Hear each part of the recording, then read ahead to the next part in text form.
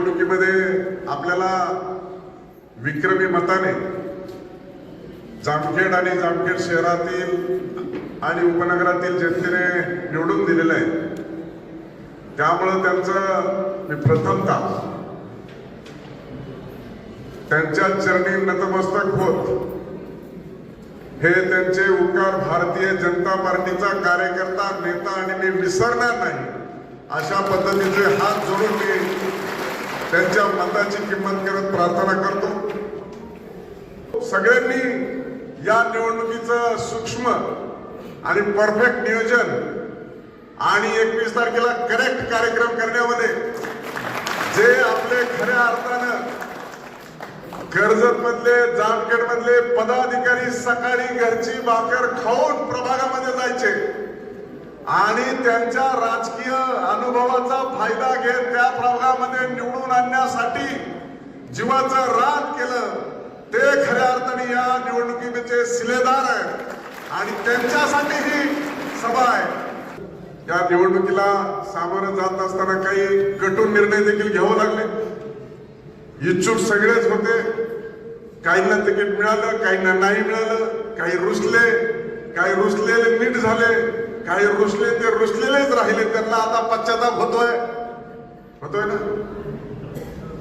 आयला हटला असतो तर बरं झालं असतं.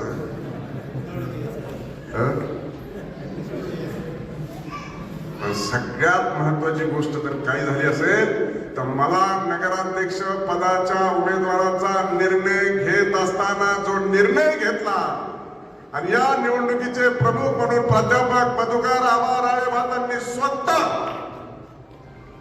पत्रकार परिषद घेत भारतीय जनता पार्टीचा निर्णय ऐकला त्याच दिवशी आणि त्या क्षणी या निवडणुकीला शुभ शकून झाला आणि म्हणून आपण या निर्णयापर्यंत येऊ शकतो. नाहीतर रुसवे फुगवे राग मनस्ताप व्यक्त करत असता तर ही निवडणूक अशा पद्धतीनं पुढे गेली नसती. त्यामुळं मधुकर आबांनी या निवडणुकीचं तर नेतृत्व केलंच, प्रमुख म्हणून प्रभारी पण केलंच, पण निवडणुकीला दिशा आणि एका दिशेने जाऊन घेऊन जाण्यासाठी अतिशय अनमोल असं सहकार्य केलं. त्यांच्यासाठी खास विशेष टाळ्यांचा गजर करा.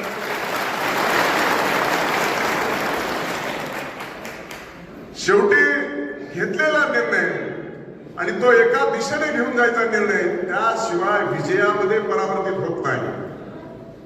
नाहीतर कसं 12चे 12 घडी 17 कारभारी कुणाची कुणाला मिळ नाही आणि काय म्हणायचं तर आपल्यावर टीका. खरंच आपले काय घडण होते का काय लोक सगळे उभं केलेले. मी शिक्षण कुणाला विचारलं नाही. आपले चांगले माणसं होते. 11 जण पदवीधर होते उमेदवार, 2 जण पदव्युत्तर आहेत,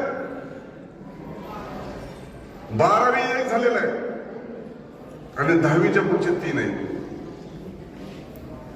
आता हे चांगले सुशिक्षित उमेदवार होते आणि सुशिक्षित उमेदवार असताना देखील आपल्याला टीका आणि टिप्पणीला आपल्याला सामोरं जावं लागलं.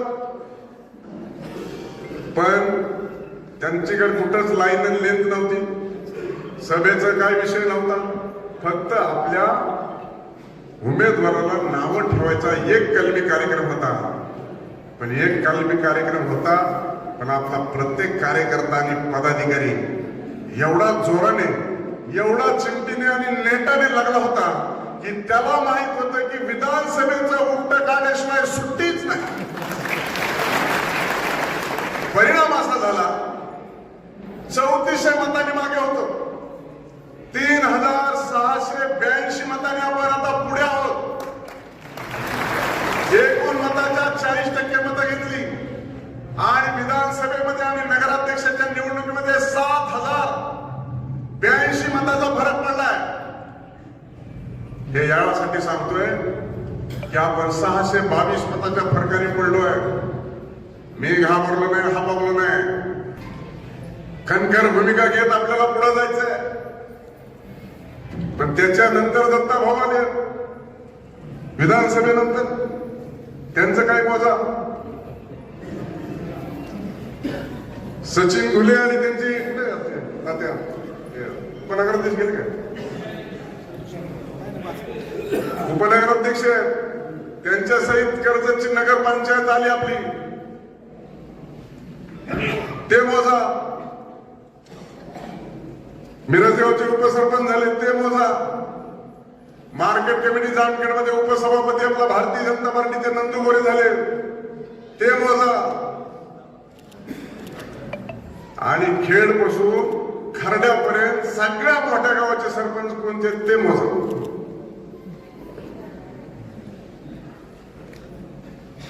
आणि म्हणून निवडून आल्याच्या नंतर लोकांचा कसा वापर करायचा, उपयोग करून घ्यायचा.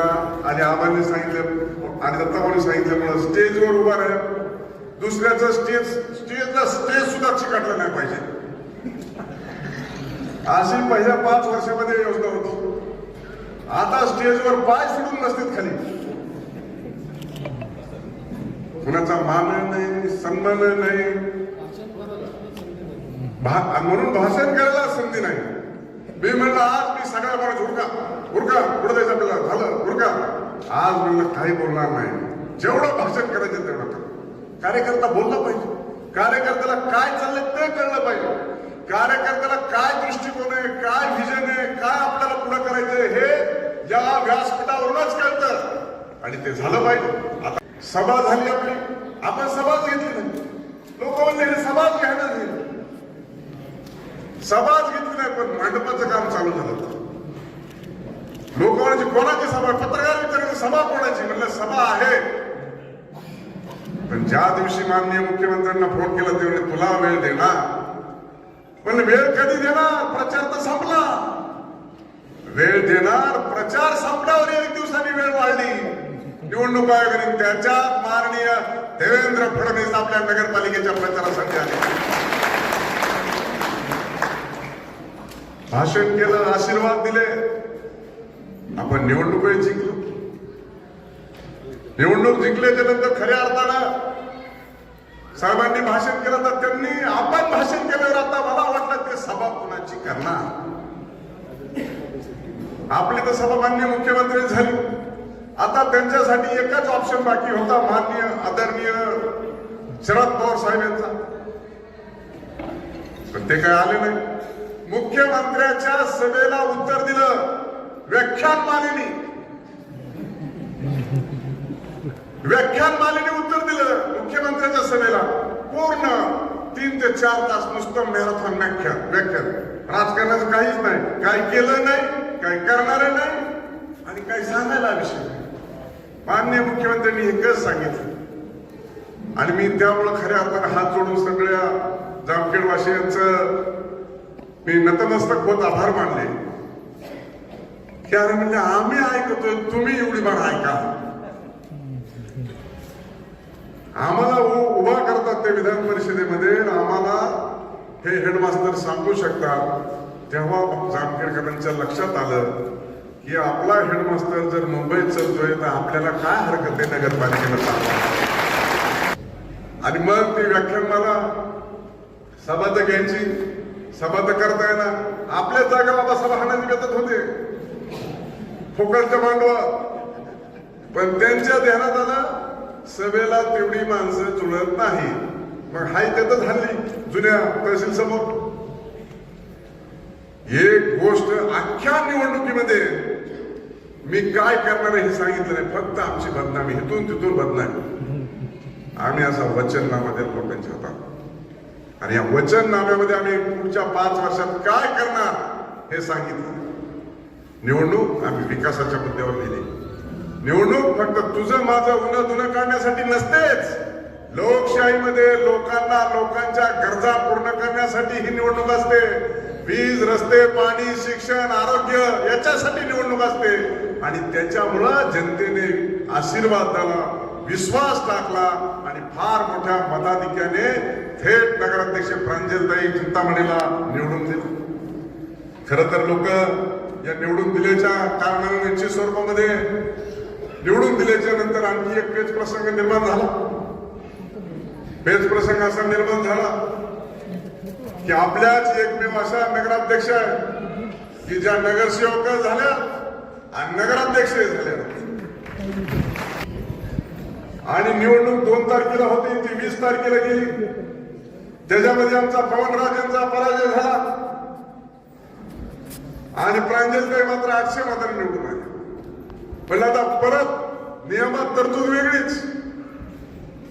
जेव्हा मी प्रवीण आणि आम्ही चिंतामणी म्हणलं हे करायचं काय आता कोण तर राजीनामा तर द्यावं लागेल म्हणले 7 दिवसात. म्हणलं चल. मी फोन लावला, कितव्या मिनिटाला फोन उचलला मुख्यमंत्र्यांनी पहिल्या मिनिटाला फोन उचलला. मी खिपडून सांगायचो, साहेब म्हणलं ते 2 उमेदवार होते, म्हणजे एक माघार घेऊन टाका. साहेब म्हणलं ते दोन्ही निवडून आले, मग एक राजीनामा देऊन टाका. साहेब मी ऐका ना थोडं. मी म्हणलं त्याला आपल्याला काहीतरी आता कायद्यात तरतूद करू ना मग. म्हणजे जे सांगेल ते ऐकायची भूमिका होता. असंच होतं ना प्रवीण कॉल, असाच कॉल होता. म्हणलं पूर्ण अगोदर त्यांना समजून सांगितलं की म्हणलं असा प्रसंग झालाय, आता कायदा बदलावा लागतो. आणि नुसता कायदा बदलावा लागतो त्यांना सांगितलं. म्हणले अरे असं कुठं होतं का इतक्या लवकर, पण त्याला तर सत्ता बोलतात असं मी ऐकलंय. करावंच लागतंय बोललो. त्याच्यावर लगेच लिहिलं, secretary tomorrow cabinet take the ordinance. लगेच त्या अश्विनीताई भेडे आणि श्रीकर परदेशी आत्ताच मेसेज आला. त्यांनी सांगितलं ऑर्डिनन्स आणा. ऑर्डिनन्स आणला आणि त्याला म्हणतात हा महाराष्ट्र शासनाचा राजपत्र. हे आज दुपारी 1 वाजता रिलीज झालंय. हे आज जर आलं नसतं 5 वाजेपर्यंत तर उद्या आणि परवा आपल्याला सुट्टी आहे. उद्याचे ना शनिवार आणि रविवारी सुट्टी आहे आणि 28 तारखेला 7 दिवस संपून जातात. आणि 27 पर्यंत जर राजीनामा दिला नसता, म्हणजे आज 5 वाजेपर्यंत जर राजीनामा दिला नसता तर जिल्हाधिकाऱ्याला अधिकार कोणचं पद ह्यांचं घालवायचं चिठ्ठ्या टाकून अशी कायद्यात तरतूद होती. त्याच्यामुळं दत्ताभाऊ सभापतीचं माझं एवढं काय मुंबईत चलत नाही. माणूस बारीक आहे मी आणि कुणी आम्हाला तिथे विचारत नाही. बल्ब जरी उडाला असला तरी कवा बाबा असा चमचम करतो, वीज चमकला असतो का कोणाला बनवायचं. एक जण सांगितलं, एक जण म्हणला मला कोप घ्या. तुला का कोप घ्या सांगा जरा थोडक्यात मला. त्यांनी सांगितलं, मी इकडून सांगितलं, तू कवाच आमच्यावर नाही, आमचे एवढे उपकार झाले तुझ्यावर, तुला कसं घ्यायचं. आणि माझे कार्यकर्ते तुम्ही जरा टाईटच होत नाही, कडक कडक पाहिजे. आता कसं करायचं, स्वभाव जरा आहे पण कवाबावा होतो, चांगला होतो. त्याच्याशिवाय हे कायद्यात दुरुस्ती येते काय, नको तिथं डोकं लावत नाही. तर जी माणसं आता चॉकलेट देऊन निवडून आले, आता चॉकलेट नाही देत. चॉकलेटचे आणि बिस्किटाचे बिल कळले असे दत्ताभाऊ सांगते. साक्षीदार पाहिजे, साक्षीदारांनी सांगितले. त्याच्यामुळे तुम्हाला खरं आहे असं म्हणायला काय हरकत नाही. अशी परिस्थिती. आता केस कापायला सुद्धा कोणत्याही दुकानात दिसत नाही गिराईक. दिसत का? नाही दिसत. आता ह्या वर्षी हास्य जत्रा झाली का, बैलगाडा झाली का, दहीहंडी नाही झाली. त्याच्यामुळं काहीच झालं नाही. आणि यावर्षी पिठाची गिरणी सुद्धा आली नाही वाढदिवसाला. फिरता दवाखान्यात नुसते निवडणुकीमध्ये त्या फिरत्या दवाखान्यातून पैसे वाटायचं काम केलं विधानसभेला. त्याच्यानंतर कुणीही इथं हात वर करा, आम्ही अँब्युलन्स बघितली. त्याच्यानंतर नगरपालिकेच्या टायमाला 2-3 आले परत, मध्ये अँब्युलन्स आली नाही. आणि त्या काय बचत गटवाल्या महिलांचं तर माझ्या माय बहिणींचं हाल केलं. उदबत्त्या, मेणबत्त्या, त्यांच्या नावावर कर्ज. कोणत्या मार्केटमध्ये जाते काय का उदबत्ती मेणबत्ती. आणि आम्हाला नाव ठेवणार, तुम्ही केलेलं काय करत होतो बघा ना. हे पुढच्या रांगेमध्ये कोण कोण बसलेत. आबा या मतदारसंघाचे प्रमुख आहेत त्यांचे निवडणुकीचे, त्या पक्षाचे. दत्ताभाऊ पैलवान होते, शेवाळे पाटील होते, अजून तर लई होता. तिकडं चंद्रकांत राणे भाताला येत होता, मुख्यमंत्र्याच्या सभेत प्रवेश केलाय. तिकडे तर सगळे 13 जणांची फंटल आहे तिकडे नगरसेवकांची बसली पालिकेला. अरे काका तापकीर आले इकडे ते सभापती झाले. तुम्हाला तुमची माणसं सांभाळताना सांग ना एकदा तरी लोकांना मी माणूस घाणे आहे.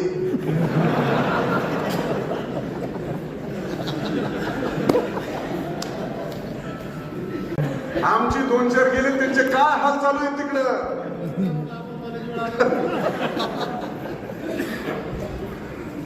त्यामुळं मी त्या दिवशी पण राजस्थानलाच गेलतो. मी मतदानाच्या दिवशी तिकडे होतो गुजरात आणि राजस्थानला. मी त्यांची एक पोस्ट आली त्यांचा आक्रोश मोर्चा थेट 5 महिन्यानंतर पुरात हानी झालेली आणि त्याचा आक्रोश मोर्चा 5 महिन्यानंतर. मी म्हणलं हे काय भांडण झाली. माझ्या क्लिक पेटली. कुणाला लक्षात आलं का नाही मला माहित नाही. मी म्हणलं 100% आपली नगरपालिका जिंकली. तेव्हा आक्रोश मोर्चा निघाला. त्याच्यामुळे मी ह्याला सांगितलंच नाही मी कुठं चाललोय.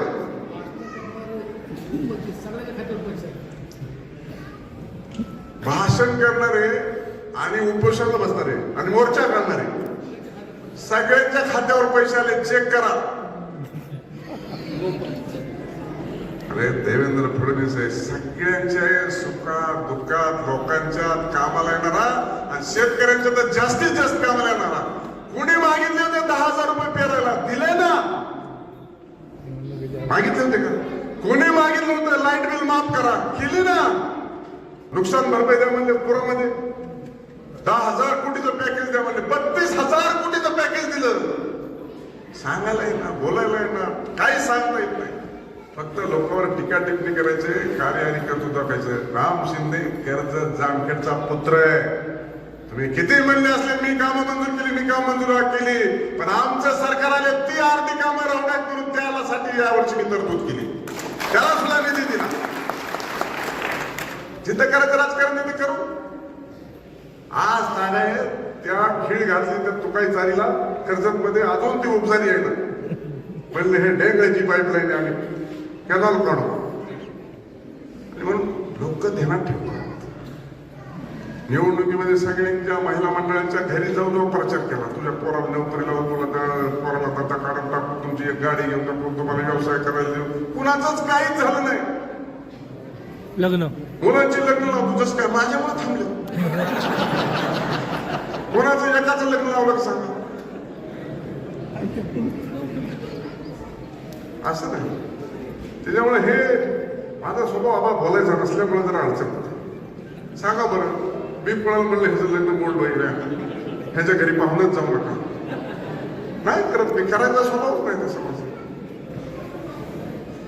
त्यामुळं त्यांनी आक्रोश मोर्चा काढला. ठरल्याप्रमाणे लोक म्हणले आक्रोश मोर्चात काय होतं काय म्हणलं काही होणार नाही. ही गाडी कामाला लावलं इकडं आणि ते जाईल तिकडं. तसंच झालं. कदाचित दुसरं काहीच झालं नाही आणि होण्याची शक्यता नाही. मोर्चा काढायला सुद्धा दम लागतो. दम.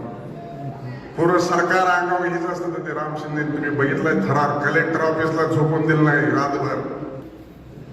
कलेक्टर पळून गेला का कोल्याला राजेश कुमार पाणी सोडत नाही तर असतं आंदोलन. त्याला म्हणतात मोर्चा. लोक त्याची कामाला तुम लोग हम कपडे समजते भागो असं नाही म्हणत. त्यामुळं आमच्या आयते लोक घेतले जवळ. काही लोक टीका करतात आमची. टीका करा पण आमचेच पद आहेत अजून तुम्हाला माझी वगैरे म्हणतात ते अजून तर तिकडून मिळायचे.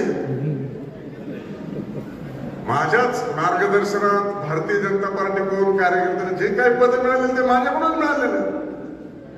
तर तरी थांबा. तिकडून एखादं पद मिळायसाठी बोलायला सगळ्याला अधिकार आहे आणि हक्क आहे. निवडणूक म्हणले की आरोप प्रत्यारोप टीका टिप्पणी आलीच आणि ते मला मान्य आहे. पण टीका टिप्पणी करत असताना आपण निश्चित स्वरूपामध्ये नीटनाटकी गोष्टी तरी केली पाहिजे.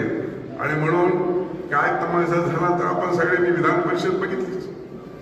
काय व्हायचं ते झालेलंच आहे.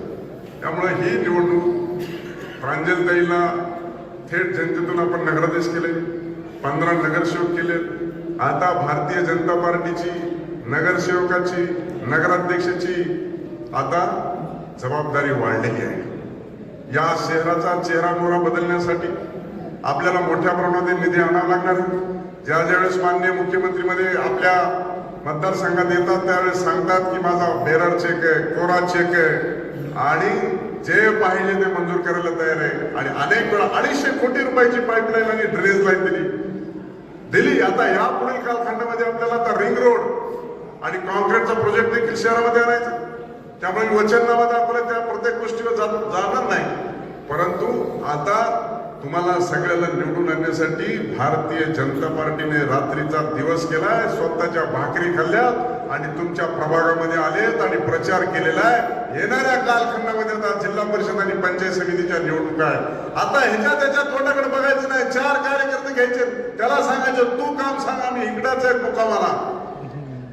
रात्र वैरेची लोक गाड्याची गाड्या भरून निघले तिकडे बारामतीला. म्हणले बारामती करू कर्ज जामखेडची. बारामती तर झालीच नाही, पूर्वी बारामती करून ठेवली, झालीच नाही. आता का नाही बारामतीला नेतच नाही, नेण्यासारखी परिस्थितीच नाही. माणूस फसवू शकतो एकदाच आणि हे आता लोकांना कळलंय. बारामतीचं काय झालं नाही, हितलं काय झालं नाही. उलट आता त्या दादा सोनमाळी त्या जमिनी हल्ल्या म्हणजे ते वतन त्या सोसायटीच्या जमिनीला महाराष्ट्र शासन लागले. बरंच उतारे कुशाला घेऊन झोपत. आता काय करता? अशी सगळी परिस्थिती. राम शिंदे तुमच्यातला आहे, तुमचा आहे, आपला आहे, आपला भूमिपुत्र आहे. जसं दत्ता भाऊला आता कळलंय तसं आधी थोडं कळलं असतं तर अजून बरं झालं असतं. पण काय उशिरा व्हायला कळलं ही लय महत्वाची गोष्ट आहे. शेवटी निवडणुका येतील जातील, दिवस येतील जातील, सत्ता येतील जातील. तुम्हाला आम्हाला याच कर्जत जामखेडमध्ये राहायचंय आणि त्या दिशेने आपण पुढं वाटचाल केली पाहिजे, विकास केला पाहिजे. पण अशा दृष्टिकोनातून आपल्याला पुढं जाण्याची आवश्यकता आहे. आणि निश्चित स्वरूपामध्ये तुम्ही सर्व कार्यकर्त्यांनी जे कार्य या निवडणुकीमध्ये केलं त्यांच्यासाठी हा कृतज्ञ सोहळा आहे. त्यांच्यासाठी हा कृतज्ञ सोहळा आहे की तुम्ही अतिशय वेळ दिला. कोणी गाडी मागितली नाही. आपल्याला विधानसभेपासून चांगली प्रथा पडली. गाडी मागत नाही, जेवण मागत नाही, डिझेल मागत नाही आणि खर्चायला पैसे तर मागतच नाही. विधानसभेला सुद्धा यावेळेस एक गाडी मागितली नाही कार्यकर्त्यांनी. आता सुद्धा कोणत्या प्रभागातून मला नगरसेवक आला नाही, म्हणला नाही उमेदवार या हे माणसं आलेत खरं पण ह्यांचाच खर्च वाढत चालला. एक सिंगल कोण नाही. मी 5 का 7 नेमले तर हे 10, 15 आले. म्हणजे आमचे नाव टाका, आम्ही त्याच्यात बरोबरीला प्रभारी राहू. आणि त्यामुळं ही संघटन आणि हा विचार याच्यामुळे जामखेड नगरपालिकेमध्ये भारतीय जनता पार्टी जिंकली आहे. आणि हे महत्वाचं आहे. कोणी एक व्यक्ती मोठा नाही, पक्ष मोठा, विचार मोठा आणि संघटन मोठं. या भूमिकेतून भारतीय जनता पार्टीने जामखेडच्या नगरपालिकेमध्ये घवघवीत यश मिळवलं. आणि म्हणून आपल्याला येणाऱ्या कालखंडामध्ये खूप चांगलं काम करून सुद्धा बाहेर त्यांचा कानाडोळा झाला आणि आपल्याकडे दूरदृष्टी वक्र दृष्टिकोन पडला. येणाऱ्या कालखंडामध्ये हे काम करण्यासाठी निश्चित स्वरूपामध्ये तुमच्या सर्वांच्या कृपा आशीर्वादाने मुंबईमध्ये बसायला जागा मिळाली आहे. मुंबईमधलं सरकार कसं चालतं, सरकारमध्ये काय केलं पाहिजे, कोणतं काम कोणाला सांगितलं पाहिजे, कोणत्याही कामाच्या संदर्भामध्ये काय उपयोग होईल या संदर्भामध्ये मी सदैव प्रयत्नशील असतो. त्यामुळे कर्जत जामखेडच्या कुठल्याही लोकांना कुठलीही अडचणी नाही ही भूमिका घेऊन जात असताना सातत्यानं मतामध्ये परिवर्तन होत वाढ होत चाललेली आहे. आणि म्हणून ही वाढ 1,26,433 पर्यंत गेली आणि ही महाराष्ट्रामध्ये 197 आमदारापेक्षा जास्त आहे. ही खऱ्या अर्थानं तुमचे उपकार आहेत. म्हणून ही गोष्ट आपल्याला येणाऱ्या कालखंडामध्ये विकासामध्ये परिवर्तित करून घेऊन जायचे, विकासाकडे घेऊन जायचे, मोठ्या प्रमाणात निधी उपलब्ध करून द्यायचा आहे. कोणी काही म्हणेल, कोणी काही नाव ठेवल, त्यांच्याकडे जाणीवपूर्वक दुर्लक्ष करण्याची आवश्यकता आहे. आणि हे जर दुर्लक्ष केलं तर निश्चित स्वरूपामध्ये ते फक्त आपल्याकडे टुरिझम करायला येतात, 15-20 दिवसांना फेरफटका मारतात, याला घोडे लाव, त्याला गाडव लाव आणि मुलाखती घेतात. आणि मुलाखती घेतल्यावर म्हणतात भाजपचे कोण इच्छुक आहे, भाजपचे कोण इच्छुक आहे. जशी नावं समजली की त्याचा नातेवाईक कुठे, त्याचा भाऊ कुठे, त्याचा मेहना कुठे, त्याची साडू कुठे, त्याची सासरवाडी कुठे, हे तिकडून फोन. आणि आमच्या कोण राहा, आमच्या कोण राहा. कुणीच राहिलं नाही, कुणीच बंडखोरी केली नाही आणि आपला पॅनल त्याच्यामुळे लागला. आता माणूस बी जरा गोड कौतुकाचा असावा लागतो. पहिले तुमचे गुण दिसले नाहीत, त्याच्यामुळे काही लोक पहिल्यांदा बळी पडले, पण आता लोक बळी पडणार नाही. आणि त्यामुळे बावडकर सरांनी सांगितलं गेलं काय, बावडकर सरांनी सांगितलं काल रात्री काहीतरी तिसरंच झालं म्हणले, उठाबशा सुरू झाली. मला फोन आला, आता कसं होईल तुमचं? अरे पण माझं काहीच होत नाही, ती आधीच झालं आहे, ती काय व्हायची.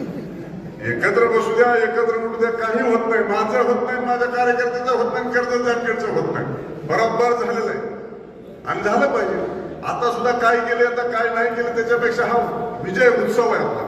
विजय उत्सवामध्ये वाईट बोलू नये आणि आपल्याला आता सगळ्या नगरसेवक आणि नगराध्यक्षाला एक दिशा द्यायची.